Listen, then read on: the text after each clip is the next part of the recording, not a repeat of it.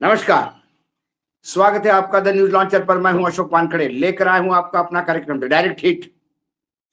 मध्य प्रदेश बड़ी खबरों का प्रदेश हो गया है। अभी मध्य प्रदेश के मुख्यमंत्री के घोटाले तो सामने आ ही रहे हैं। इसी के बीच मोदी के हाथ कटे ठाकुर ने बगावत कर दी। बीजेपी में बवाल, विधायक मंत्री सबने मोर्चा खोला। शाह के सीएम का कच्चा चिट्ठा खोल दिया। क्या है, कौन है हाथ कटा ठाकुर? कैलाश विजयवर्गीय के मुख्यमंत्री को विस्फोट चिट्ठी वायरल, बीजेपी में हड़कंप।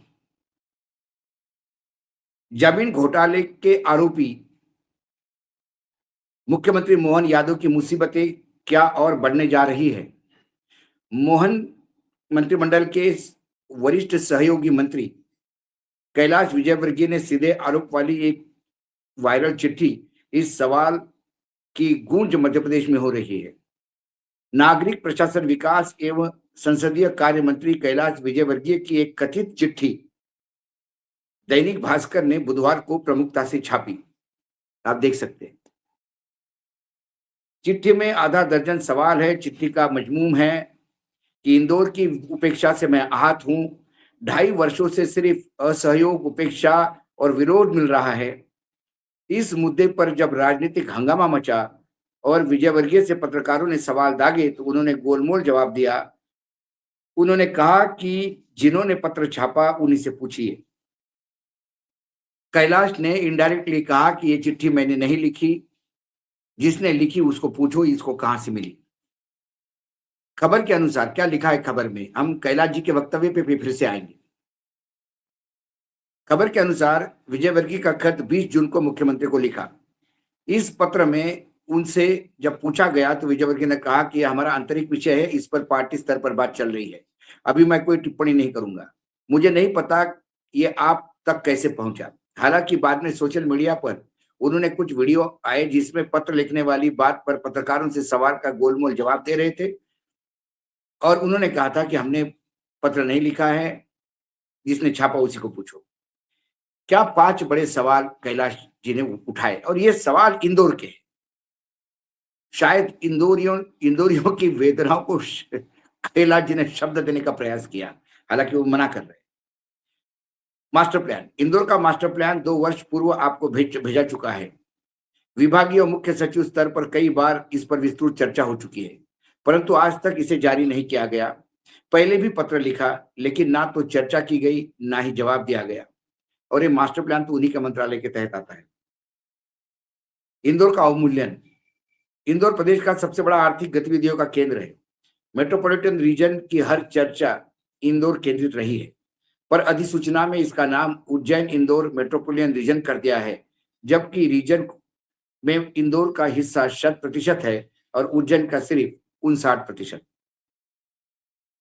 विभाजन में अनदेखी, राजीव गांधी प्रौद्योगिकी विश्वविद्यालय को 3 भागों में बांटने का प्रस्ताव में भोपाल, उज्जैन और जबलपुर में इकाई प्रस्तावित है। इंदौर में 1952 में स्थापित एसजीआईटीएस की उपेक्षा की गई है।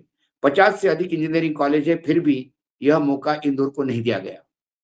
इंदौर पीतमपुर क्षेत्र की उपेक्षा, पीतमपुर में जो इंदौर से लग के धार जिले में आता है, और ये अर्जुन सिंह जी की ही विजन था कि उन्होंने औद्योगिक विकास केंद्र एकेवीएन खोले थे। उसमें पीतमपुर एक समय डेट्रॉइट ऑफ इंडिया कहा जाता था, इतने मोटर व्हीकल के यूनिट्स वहां आए थे। पीतमपुर में 650 से अधिक एमएसएमईज और 176 से अधिक बड़े कारखाने हैं। इसके बाद भी राष्ट्रीय स्तर की testing lab, product certificate centre लंबे समय से लंबित है। अपेक्षाकृत नए विक्रमपुरी उज्जैन औद्योगिक क्षेत्र में सुविधाएं विकसित की जा रही है और पीतमपुर उपेक्षित है। सिंहस्थ की अनदेखी, इंदौर एयरपोर्ट के विस्तार के लिए जमीन उपलब्ध कराने और सिंहस्थ के कार्य में अनदेखी हो रही है। जल संकट के दौरान इंदौर शहर का कोई विशेष राहत नहीं दी गई। कैलाश विजयवर्गीय की चिट्ठी को लेकर मुख्यमंत्री मोहन यादव अथवा संगठन की ओर से अभी तक किसी तरह की प्रतिक्रिया सामने नहीं आई। विजयवर्गीय की चिट्ठी को लेकर मैंने भी खुद प्रयास किया उनसे कांटेक्ट करने का, लेकिन कांटेक्ट नहीं हो पाया। साल 2023 में विधानसभा चुनाव के दौरान भाजपा खेमे में मध्य प्रदेश के मुख्यमंत्री उम्मीदवार के तौर पर कैलाश विजयवर्गीय का नाम सुर्खियों में रहा था। उन्हें इस कुर्सी के उम्मीदवार के तौर पर देखा गया था। चुनाव नतीजों के बाद पर्ची मोहन यादव के नाम की खुल गई। मोहन यादव मुख्यमंत्रित्व के हाल ही में 2.5 साल पूरे हो गए हैं। 2.5 साल के दौरान केवल विजयवर्गीय नहीं, बल्कि प्रहलाद पटेल, राकेश सिंह, जगदीश देवड़ा, राजेंद्र शुक्ल के सुरों में तल्खियां नजर आती है, क्योंकि ये सभी उत्पीड़ित हैं। कैबिनेट बैठकों के फैसले के मुखर विरोध की खबरें भी निकलती रही है। सिंहस्थ से जुड़े कामकाज को लेकर सीधा टकराव और विरोधाभास बाहर आया है। कैलाश विजयवर्गीय के विधानसभा क्षेत्र इंदौर एक में बीते साल दूषित पेयजल का कांड हुआ। 3 दर्जन से अधिक लोग मारे गए। ठीकरा विजयवर्गीय के सर फूटा। खबरें सामने आई। स्थानीय अफसरों का सहयोग विजयवर्गीय को नहीं मिलता। विजयवर्गीय की जमकर बदनामी हुई। मोहन यादव को लेकर उज्जैन के भाजपा विधायक सवाल उठाते रहे हैं। विधानसभा में सवाल पूछे गए। बीते दिनों चिंतामणि मालवीय ने बाकायदा प्रेस कॉन्फ्रेंस करके संकेतों में मुख्यमंत्री और उनके परिजनों पर निशाना साधा। उन्होंने कहा कि जमीनों का खेल बहुत ही बड़ा है। मालवीय की प्रेस कॉन्फ्रेंस के बाद इंडियन एक्सप्रेस ने मुख्यमंत्री और उसके परिजनों के जमीन के सौदे से जुड़ी बड़ी स्टोरी की। इंडियन एक्सप्रेस के स्टोरी के बाद मुख्यमंत्री से कोई जवाब नहीं आया। अलबत्ता भाजपा के प्रदेश अध्यक्ष हेमंत खंडेलवाल ने वीडियो बयान जारी करके कांग्रेस को निशाने पर लिया। दरअसल एक्सप्रेस की स्टोरी के अंश और स्वयं की जानकारी पर कांग्रेस ने भोपाल में प्रेस कॉन्फ्रेंस की थी। खंडेलवाल के बयान के बाद दिल्ली में पीसी में कांग्रेस ने आरोप दोहराते हुए कुछ नए आरोप भी लगाए। नए आरोपों पर भाजपा और सरकार मौन है। कैलाश विजयवर्गीय की चिट्ठी वायरल और उसमें उठाए गए सवालों के बारे में पूछे जाने पर कई जो नेता है कांग्रेस के, वो लगातार यही कह रहे हैं कि लगता है कैलाश जी को ये बहुत पहले बोलना था, लेकिन कैलाश जी बहुत बाद में बोले। बड़ा अजीब है मध्य प्रदेश में। मध्य प्रदेश में इंडियन एक्सप्रेस 1.5 पन्ने की, शायद इतनी बड़ी स्टोरी मध्य प्रदेश में कभी की नहीं होगी। 1.5 पन्ने की स्टोरी मुख्यमंत्री मोहन यादव के परिवार के जमीन घोटाले पे करता है। अन्य घोटाले भी सामने आते हैं और इस अखबार की खबरों को लेकर कांग्रेस प्रेस कॉन्फ्रेंस करती है तो बीजेपी का संगठन कांग्रेस को टारगेट पे लेता है, लेकिन इंडियन एक्सप्रेस के खिलाफ एक नोटिस तक इश्यू नहीं करता। इसके मायने है कि इंडियन एक्सप्रेस में जो छपा वो सच है, नहीं तो कोर्ट में ले जाना चाहिए था। मुख्यमंत्री की बदनामी का सवाल है, लेकिन वो जानते हैं यदि कोर्ट में मामला जाएगा तो और भी मामले उजागर होंगे, जिसका जवाब देते मुख्यमंत्री और उसके परिवार को बनेगा नहीं। इंदौर, चाहे मास्टर प्लान हो या इंदौर को लगातार जो दुय्यम दर्जे का स्थान दिया जाता है, वो सिर्फ इसलिए कि इंदौर एक एटीएम हो गया है। इंदौर एक्सटॉर्शन, इंदौर के सारे इंदौरी एक्सटॉर्शन के लगता है कि पीड़ित है। नारायण टैक्स के चलते पूरा मालवा, उज्जैन, मंदसौर, धार, भोपाल, उज्जैन परेशान है, त्राहिमाम त्राहिमाम हो रहा है। कैलाश जी ने इसके पहले भी कई बार ये कहा कि मैं तो शोले का हाथ कटा हुआ ठाकुर हूं, क्या करूं, मंत्री तो हूं लेकिन अधिकार नहीं। उन्होंने मंच से मुख्यमंत्री को गुहार लगाई कि फॉरेस्ट डिपार्टमेंट के लोगों को पौधे मांगो तो वो भी नहीं देते।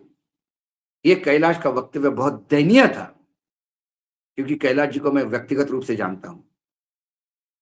कैलाश जी, तुलसी सिलावट, ये तमाम जो नेता थे, वर्मा जी, ये तमाम नेता जो है, ये सारे के सारे एक ही बैच के करीब करीब आगे पीछे हैं। और इन्होंने बहुत कुछ इंदौर की राजनीति में दिया भी है और इंदौर से लिया भी है। इंदौर की राजनीति में मतभेद रहे होंगे, मनभेद बहुत कम थे, इसीलिए सभी दोस्ती यारी में एक दूसरे से बात भी करते थे और एक दूसरे के सुख दुख में साथ देते थे। कैलाश विजयवर्गीय की पीड़ा देखते हुए सज्जन सिंह वर्मा ने अपने प्रिय मित्र कैलाश जी को सलाह दी। वो सलाह वाकई सुनने लायक है। वर्मा जी बहुत सीनियर मंत्री है, कमलनाथ के बड़े नजदीकी माने जाते हैं और कमलनाथ के मंत्रिमंडल में सज्जन भाई का नंबर 2 का ही ओहदा था और अभी भी कमलनाथ जी के साथ है। लेकिन इंदौर की राजनीति में ये सभी एक दूसरे के दोस्त थे। बड़े दिल से सज्जन भाई ने अपने मित्र कैलाश को कुछ सलाह दी, वो सुनने लायक है, सुनिए। कैलाश विजयवर्गीय पत्र लिखता है मुख्यमंत्री को और उसमें आत्मा जागृत हो गई, उनकी पीड़ा भी उनकी झलकी। इतने 4-5 पॉइंट उन्होंने दिए कि इंदौर के साथ 2M दर्जे का व्यवहार हो रहा है। मुख्यमंत्री को दोषी ठहराया क्योंकि वो यहाँ के प्रभारी मंत्री हैं, प्रदेश के मुखिया हैं। तो कितनी अंतर कला, ये अकेला कैलाश का मामला नहीं है। प्रहलाद पटेल, राकेश सिंह, विश्वास सारंग, ऐसे 5-7 लोग हैं जो उपेक्षित हैं इस मध्य प्रदेश सरकार में मंत्रिमंडल में रहते हुए। कैलाश की आत्मा तो अभी जागृत हुई, 36 लोग मर गए। मैंने तो उनसे अनुरोध किया था कि यार कैलाश भैया, जब ऐसी स्थिति हो, स्वाभिमान को चोट पहुंचे और अपनी बात मंत्रिमंडल में नहीं सुनी जाए, तो ऐसे मंत्री पद से इस्तीफा दे देना चाहिए। पर उनके समझ में नहीं आई। ये 6 महीने पहले बोला था मैंने, अब आत्मा जागृत हुई है। मेरा कैलाश भाई को कहना है कि आपने खुद स्वीकार किया कि मैं हाथ कटा ठाकुर हूँ, मुझे कोई पावर नहीं है। इस पे भी मैंने कहा था कि इस्तीफा दे दो यार, एक स्वाभिमानी मर्द की तरह जिंदगी जियो, मजा आएगा। अब वो कह रहे हैं कि पत्र कैसे वायरल हो गया, एक अखबार में छपा है कि हमारे आंतरिक मामला है और ये कैसे लीक हुआ। मैंने कैलाश भाई को सलाह दी है कि हाथ कटे ठाकुर के पास 2 लोग थे, जय और वीरू, उनकी ड्यूटी लगा दे भाई। कैसे लीक हुआ, जान करके लीक हुआ, तुमने लीक किया कि मुख्यमंत्री ने लीक किया। और इसके बाद भी कैलाश भाई, मैं आपको सलाह देता हूँ मेरे मित्रों, पीत्र पर्वत तैयार है अपना, कहाँ चक्कर में पड़े हो राजनीति के दलदल में। पीत्र पर्वत पे बढ़िया बैठो, जाके भगवान की सेवा करो, आम जन की सेवा करो। इतना ध्यान रखना कि वहाँ पे चंदे की चोरी नहीं हो, बस अपना आशियाना और ठिकाना वहाँ बना लो। ये सलाह है। लेकिन कैलाश जी तो मना कर रहे हैं कि मैंने कोई पत्र ऐसा नहीं है। अरे भाई, ये तो बीजेपी के लोगों की कलाकारी है, तीर छोड़ भी देना और कहना कि मेरा तीर तो मेरे उसी में रखा है, बक्से में। कैसे लीक हो गया? अखबारों को सपना आ गया या टीवी चैनलों को सपना आ गया, या तो कैलाश ने लीक किया या मुख्यमंत्री ने लीक किया, ताकि और ये एक अंतर्मन की पीड़ा झलकी है कैलाश बाबू की। ये बहुत सारे लोगों की पीड़ा है। अब मैंने तो कहा वीरू और जय की ड्यूटी लगा दे भाई, हाथ कटा ठाकुर है तो वो खोज लाएंगे कि कहाँ से लीक हुआ पेपर। अब इनकार करने से क्या है, तीर तो निकल गया और आम जनता राजनीतिक क्षेत्रों में हल्कों में उस बात की चर्चा है। तो हेमंत खंडेलवाल, देखते हैं अब क्या एक्शन लेते हैं, कितना दम है हेमंत खंडेलवाल में। मुझे लगता है कि सज्जन भाई को सुनने के बाद और कुछ बाकी बचता नहीं। मध्य प्रदेश अंदर से ही उबल रहा है। पर्ची छाप मुख्यमंत्री ऊपर से आने से मध्य प्रदेश से जो जननायक के रूप में नेता उभरे, वो कहीं ना कहीं तकलीफ में है। मध्य प्रदेश बीजेपी का हमेशा बड़ा गढ़ रहा है और यहाँ जो भी मुख्यमंत्री रहे वो जननायक ही रहे, चाहे सुंदरलाल पटवा हो, सकलेचा हो, जोशी हो, शिवराज सिंह चौहान हो।